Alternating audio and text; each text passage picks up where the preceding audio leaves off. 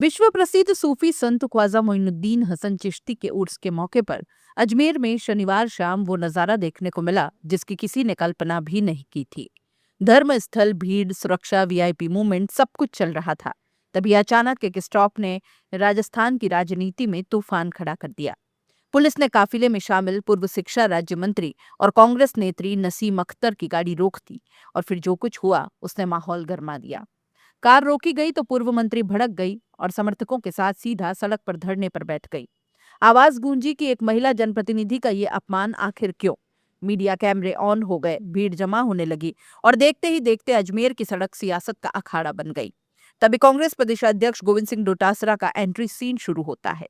Phone निकला, call सीधे ऊपर के अधिकारियों तक पहुंचा। आवाज सख्त, लहजा तल्ख कि ये क्या रवैया है। विपक्ष के इतने नेता, पूर्व मंत्री, महिला जनप्रतिनिधि और बदतमीजी। डोटासरा ने साफ कहा कि अगर इस तरह का व्यवहार रहेगा तो फिर लोकतंत्र का मतलब क्या बचता है। संवैधानिक सम्मान कहाँ गया, पुलिस विभाग का जवाबदेह तंत्र कहाँ है। डोटासरा का ऑडियो सामने आता है जिसमें वे आईजी और अन्य अधिकारियों से दो टूक सवाल करते हैं। कोतवाल अनिल देव ने महिला पूर्व मंत्री से धक्का मुक्की क्यों की? गाड़ी में उनके परिवार के लोग थे, फिर भी ऐसा सलूक क्यों? इतने प्रतिनिधि मौजूद, एडिशनल एसपी मान चुका है गलती, तो फिर ये जिद क्यों है? अगर इस कोतवाल पर कार्रवाई नहीं हुई तो फिर हम सड़क से नहीं उठेंगे। धरने के बीच माहौल गर्मा गया। कांग्रेस नेता साफ कह रहे थे कि या तो सम्मान या फिर सड़क पर आंदोलन। वहीं दूसरी तरफ सुरक्षा तंत्र के हाथ पैर फूल गए। भीड़ बढ़ती चली जा रही थी, मीडिया का दबाव था, सियासत अपने चरम पर थी। ऐसे में अतिरिक्त पुलिस अधीक्षक हिमांशु जांगेड़ मौके पर पहुंचे। माहौल शांत कराने की कोशिश शुरू हुई। संवाद हुआ, सफाई दी गई, लेकिन कांग्रेस का रुख साफ था। गलती स्वीकारो, माफी मांगो, तभी धरना खत्म होगा। एएसपी ने स्थिति समझाई, खेद जताया और कहा कि अगर व्यवहार में कहीं कमी रही है तो उसे स्वीकार किया जाता है। इसके बाद उसी पुलिस अधिकारी अनिल देव को बुलाया गया जिस पर आरोप थे। सबकी निगाहें उस पर टिक जाती है। उसने भी आखिरकार माना, अगर आप लोगों को मेरे व्यवहार से ठेस पहुंची है तो मैं माफी चाहता हूं।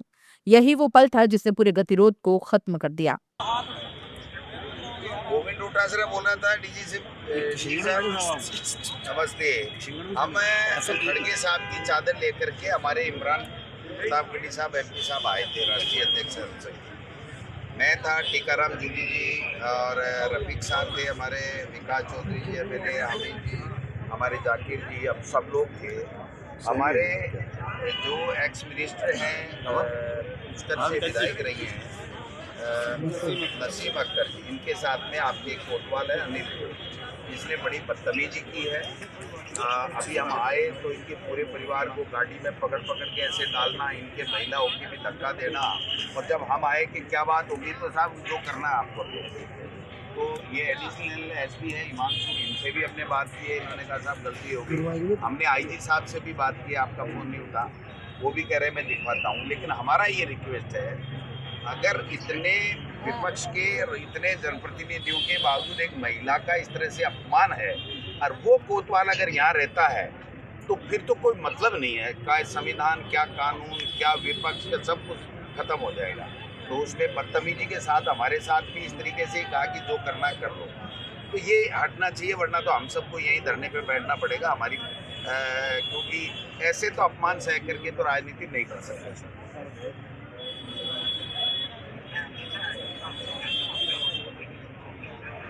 जी जी जी जी, नहीं ये तो एडिशनल एसपी तो है हमारे साथ में हिमांशु। आप कहो तो, आपकी इजाजत हो तो बात करा दूँ।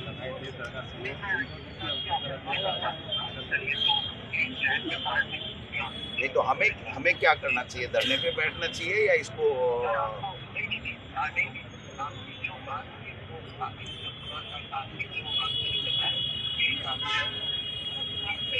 सर ये तो गोलमाल बात होगी सर, गोलमाल होगी। तो अनिल देव कोतवाल रहेगा तो फिर हमारा इतना कहना और इस उसकी द्वारा बेइज्जती करने का मतलब क्या रह गया बताओ?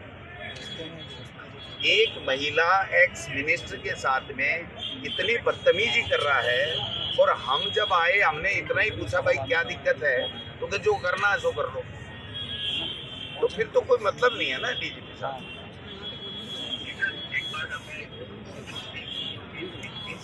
तो बैठे बैठे हम यहाँ, और से क्या करें, हम सड़क पे धरने पे बैठे हैं सारे लोग। नहीं, हमने कार्यक्रम कर लिया, हमारा तो यही कार्यक्रम है। अब हम ख्वाजा साहब की चादर चढ़ा दी। अगर आप हमें संतुष्ट करते हैं तो वैसे बात है, आप संतुष्ट नहीं करते हैं तो हमारे पास तो धरना प्रदर्शन यार आज तो हमारा है नहीं। एक कोतवाल के लिए डीजीपी साहब इतने जनप्रतिनिधि, इतने विपक्ष के लोग हैं, आपसे कह रहे हैं सारी जनता से बात करा सकता हूँ, उनके सामने बेइज्जती की है। आपका एडिशनल एसपी कह रहा है साहब गलती हो गई इससे, और वो मानने को तैयार नहीं। वो पहले ही शब्द में मान जाता कि सॉरी, तो बात मैं ही खत्म करा देता। अब ये रो रही है एक महिला इस तरीके से, इतनी बड़ी बेइज्जती, और वो भी ख्वाजा साहब के आए तब, तो फिर तो ये तो सबसे बड़ा हो गया। ये तो इसको तो डीजीपी बनना चाहिए आपकी जगह।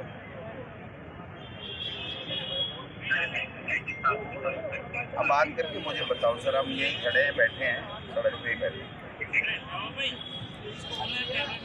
वहीं मामले की गंभीरता को देखते हुए अतिरिक्त पुलिस अधीक्षक हिमांशु जांगीर तत्काल धरना स्थल पर पहुंचे। उन्होंने पूर्व मंत्री नसीम अख्तर से बातचीत कर समझाने का प्रयास किया। एएसपी ने पुलिसकर्मी के व्यवहार के लिए खेद व्यक्त किया। इसके बाद संबंधित पुलिसकर्मी अनिल देव ने भी अपनी गलती स्वीकार करते हुए माफी मांगी। माफी मांगने और अधिकारियों के आश्वासन के बाद नसीम अख्तर ने अपना धरना समाप्त किया और वहां से रवाना हुई।